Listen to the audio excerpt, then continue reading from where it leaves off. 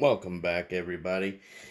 So, here we are again with another FOBX, first out of box experience. So, for this one, I'm sure everybody is way more than familiar with this knife. I think I'm a little late to the party on this one, but that's all right. I I've used Moras for a while. I just never ever got the Garberg, which you see here, just because, usually you were looking at, 80 to $100 depending on which options you got. Well, about a week ago or so on Amazon, they had these on sale. And this one, which is the carbon version, obviously, with just the regular poly sheath, which I'll show you here in just a little bit, was on sale for $66 and some change. So basically what they did is they made it impossible for me to say no on getting it. So I got it, and I'm glad I did. I wished I would have gotten it sooner. So obviously I didn't just pull it out of the box right now, or that wouldn't be on there. But I did just get it in the mail a day or so ago. Obviously I've not used it yet. I wanted to do this video before I did. So how does it feel in hand? It feels good in hand. A lot different than the regular Moras. So here is an HD, a companion HD, which does have, of course, the rubberized handle on it. Now this is not rubberized. This is just a plasticky kind of handle, but it does still feel good. Something I'm really thinking about doing. I'm really thinking about milling out this center section here and inlaying some micarta in there. I think that would be pretty nice, and it would afford a lot more grip, because with the factory sheath you can't put rubber or anything over this, because the factory sheath comes up to about here or so. So my only other option is, if I want to rubber cover the handle, then I'm going to have to make a sheath for it, which, I mean, I could do that too, but I don't know. We'll see what happens. I just think that would be pretty sweet inlaying that. I've never seen another one that's quite like that, so that would be pretty cool, I think. So going back to the companion heavy duty there, you can see, of course, the Garberg does have a little bit bigger of a blade. Not a lot bigger, but a little bit. Different profile, of course, kind of going with a little bit of a slight clip there. This one has one too, but it's just a little more pronounced there on the Garberg. And as far as thickness, they are pretty darn close. I don't know if that's picking up very well. Yeah, you can see that, I think. They are pretty darn close on thickness. The Garberg is just a hair thicker. Not by a lot, but by a hair. This is also the carbon version.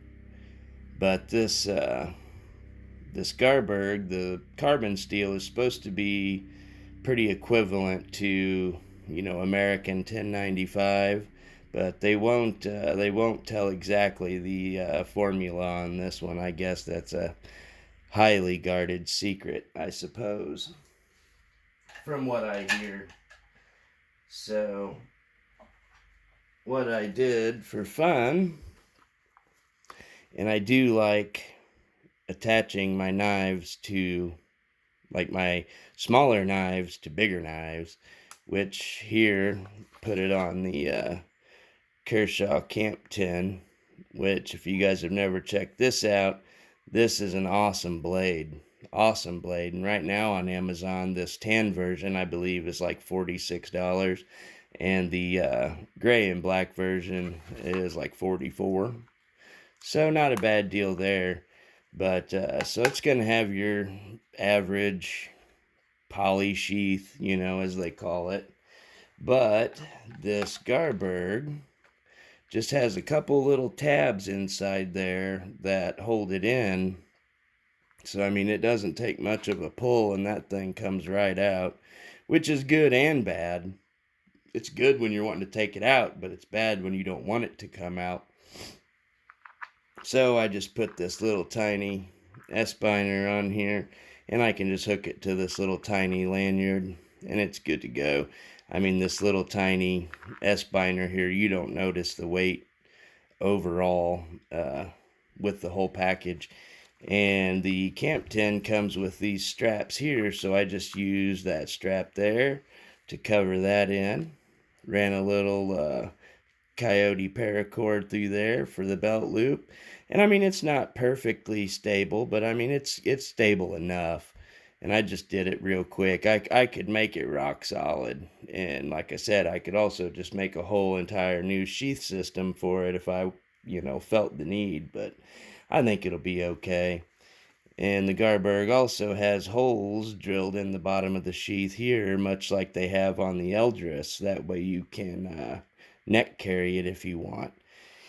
So I just ran some paracord through there. That way, no matter what, you know, it can only go so far this way. So if you were to neck carry this, though, I would definitely say you would want the other kit that has the leather strap that goes around it and loops over it and snaps to help hold it in, because like I said, this thing here, it's barely in there. It was pretty tight like at very first, and then once I pulled it out, it just never was that tight again. So anyway, let's move that out of the way and let's show some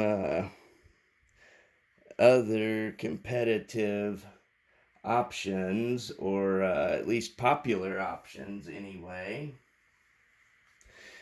And of course, this is mainly designed as a bushcraft knife, and from what I've seen and heard, it excels at it, and it is just absolutely hair popping sharp, so I'm sure that it'll do well. Sharpened spine on it, it's super sharp. And also the little pommel back here is also as sharp as the spine is up here, so that's good. So here is another pretty popular bushcraft knife, which you guys I think have seen before on here. Not in use, but it's made an appearance or two. But this is the Spyderco Bushcraft UK. And this is a dedicated bushcraft knife. Of course, it's got the bushcraft profile handle on there that a lot of them have. Sharpened spine, etc., etc. But, you know, blade sizes are fairly close together on that. And both of these are going to feature a 0 Scandi grind. There is no micro bevel on either one of these. At least not that I can detect. So if there is on this Garberg, it is ever so small. So there was that one. Yeah, we'll just lay it there in this big old gigantic lanyard. So here's another one.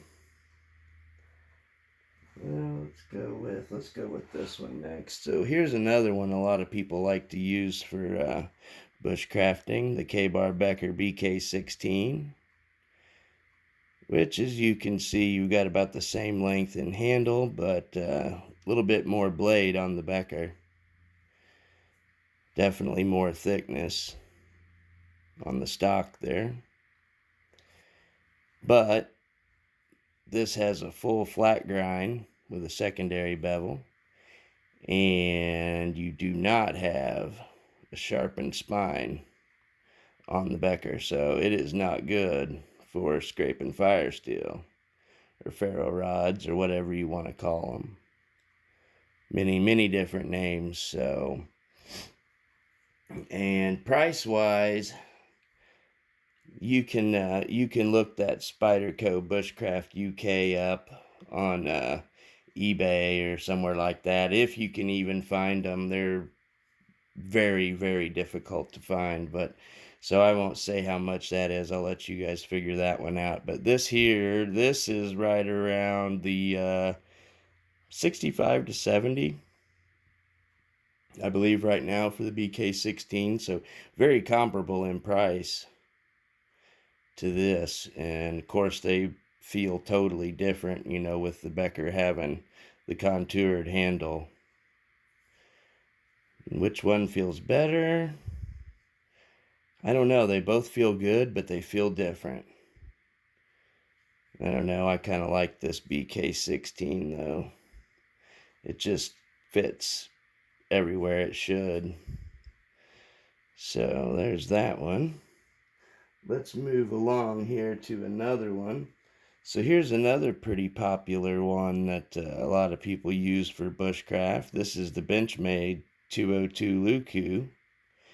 And this is going to feature the 3V stainless steel.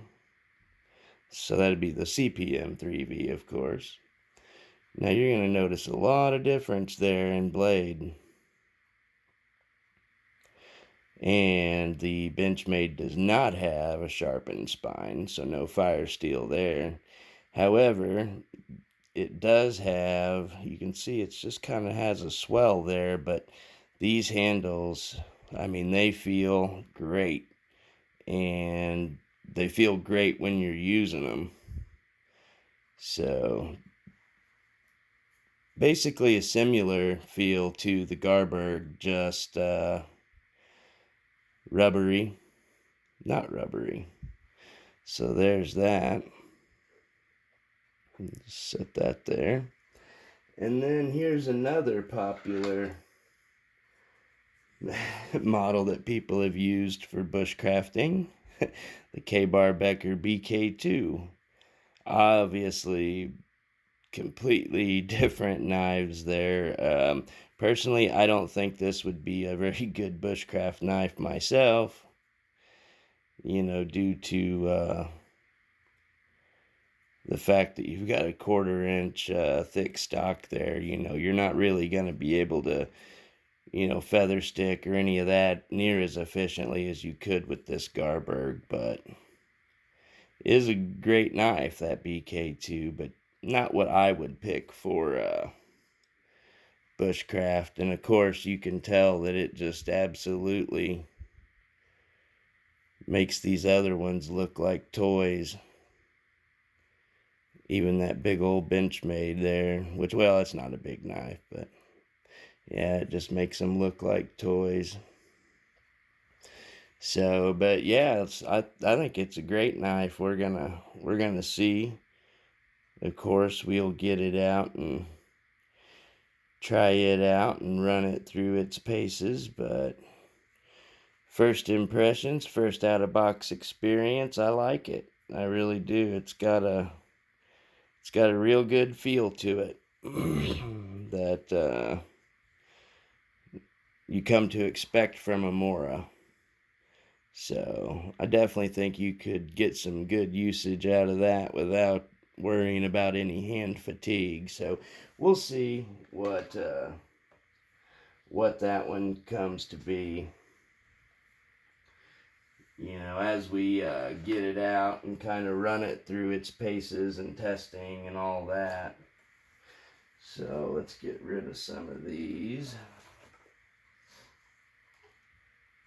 Here's another wild job. That's on that Lon Humphrey Retribution. I attached this to it, this Bushcraft UK, because this Retribution would be an amazing, I've got it coated there, but an amazing bushcraft tool there. That thing is a chopping machine. So yeah, we'll just set those there. Those are a couple little bushcraft setups that I've got together right now. I'm going to put a few more together because, like I said, I like them, being piggybacked up like that. For me, it's convenient. So, but yeah, anyway, it's the FOBX on the Mora Garberg, and I hope you guys enjoyed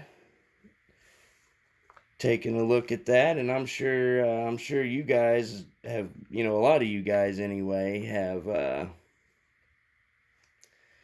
have used the Garberg probably extensively and probably have a lot of experience with it. So, jump in the comments below and let us know about that. And I guess we'll get some test footage here soon as we can, soon as we get a decent break in the weather. It was kind of a bad weekend, so. Well, I think this will probably be the last one for today, but you never know. So, just in case, hope you guys had a good weekend, and we will see you in the next one.